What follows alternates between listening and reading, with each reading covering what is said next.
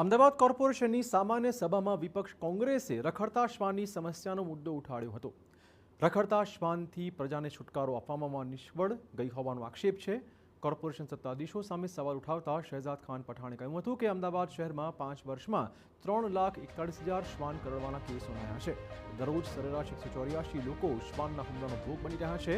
શ્વાનની સમસ્યા માટે કોર્પોરેશન દર વર્ષે કરોડો રૂપિયા ખર્ચે છે. આમ છતાં રસ્તા પર રખડતા શ્વાન યથાવત છે.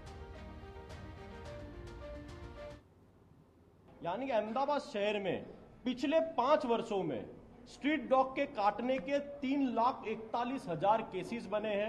यानी डेली एवरेज निकाला जाए तो स्ट्रीट डॉग के काटने के कारण 184 केसेस डेली अहमदाबाद शहर की जनता को उसका सामना करना पड़ता है. वही अहमदाबाद म्युनिसिपल कॉरपोरेशन इन स्ट्रीट डॉग के खसीकरण यानी स्टरलाइजेशन की बात की जाए तो पिछले 5 वर्षों में 13.5 करोड़ रुपए की बड़ी रकम स्ट्रीट डॉग के ऊपर की गई है.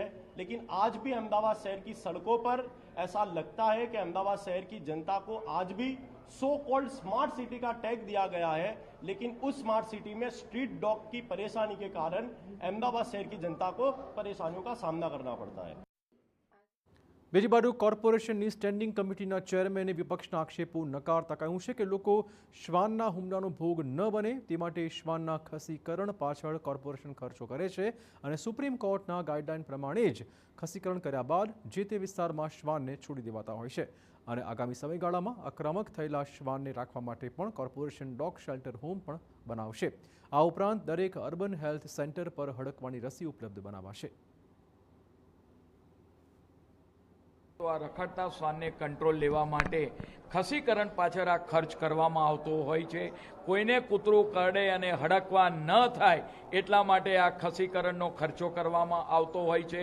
મહાનગરપાલિકામાં આપણે વાત કરીએ કે જે સુપ્રીમની ગાઈડલાઈન છે કે ડોગને પકડીને એને એ જ એરિયામાં છોડવું, પરિણામે એ ગાઈડલાઈનના નિયમોના પાલન પ્રમાણે આ કામગીરી કરવામાં આવે છે. પરંતુ જ્યારે કોઈ ડોગ વધારે એગ્રેસિવ હોય તો આવનાર સમયગાળા દરમિયાન મહાનગરપાલિકાએ 2 પ્લોટ આઈડેન્ટિફાઈ કરી ડોગ શેલ્ટર હોમ કે ભાઈ એ કૂતરાને 15 દિવસ સુધી રાખી અને નોર્મલ કઈ રીતે થાય તેના સ્વભાવની અંદર એનો એગ્રીવનેસ કઈ રીતે કંટ્રોલમાં આવે એ માટેના પ્રયત્નો, એના માટેનો ડોગ શેલ્ટર હોમ બનાવવામાં આવશે.